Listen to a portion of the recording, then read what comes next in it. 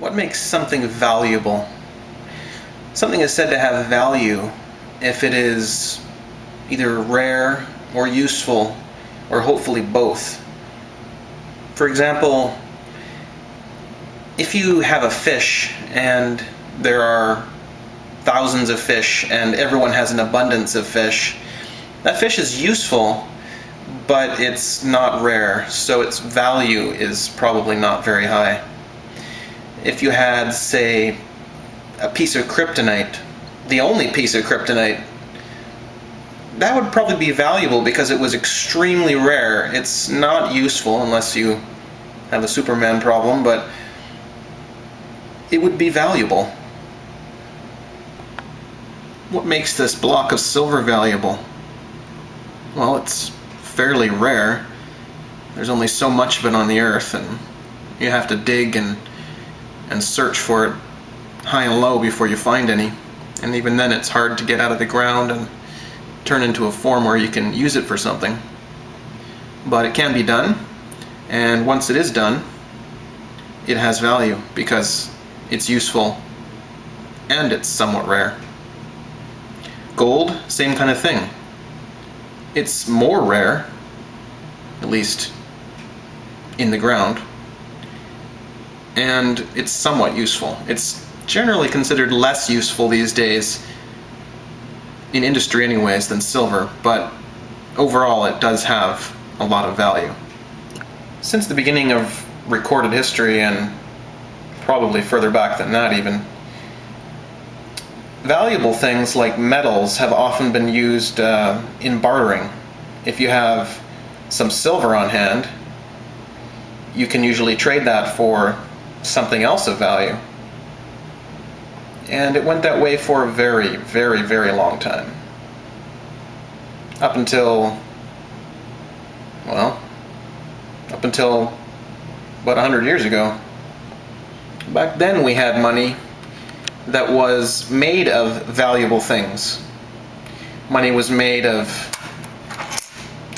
discs of copper, a specific amount of copper, so you would know how much you are trading to somebody, or silver, which is generally considered more valuable than copper.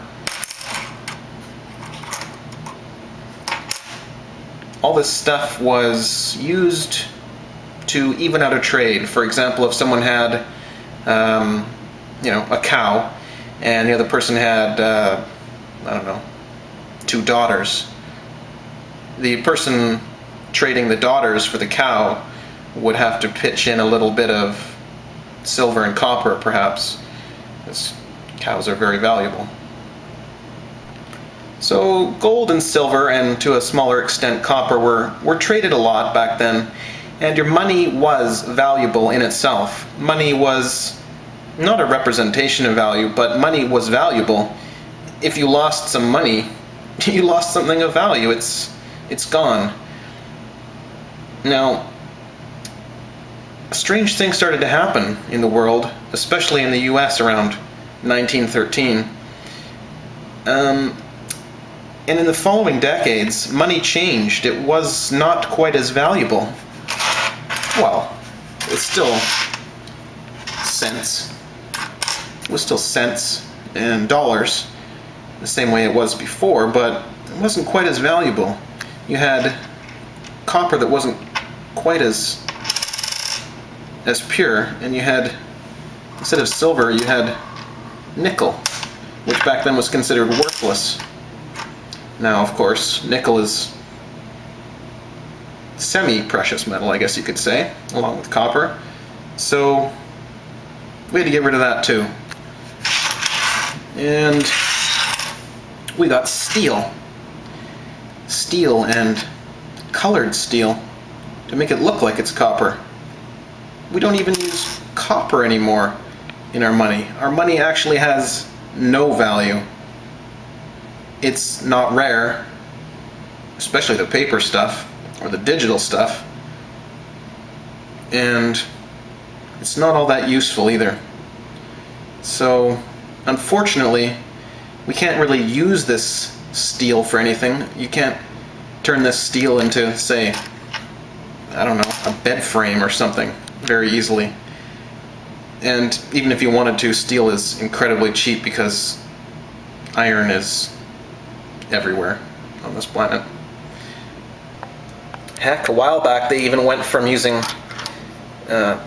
copper and nickel, this being copper and this containing some copper and some nickel as well, $1 and $2 coins, worth a lot in denomination compared to these older coins, but which has more value? Well, these have about the same value, this penny and this dollar. This penny's older and they actually used pure copper rather than just a little bit of copper in these and colored them, and a little bit of copper and a little bit of nickel in these. And if you see the link in the sidebar, they actually aren't even making loonies and toonies out of real metal anymore. They're using steel. As of next year, your dollar isn't even worth a cent. So you get this. Steel. Not valuable. So you see, the money that we had in our pockets went from being value in itself to just representing value. Now we have pieces of steel, and we have pieces of paper, and we have digits on a screen that have no value. But we're told that it's valuable. We're told that we want it and we need it to get the things that are of value, like food and clothing and warmth. But what's going to happen when people realize money has no value anymore? You have to actually go out and buy bullion now to have something of value. The question in this video is, how do you store your value? In things that you've been told are valuable, or that look like things that have value, or in things that actually do have value? I think that question's an important one right now. Have a good night.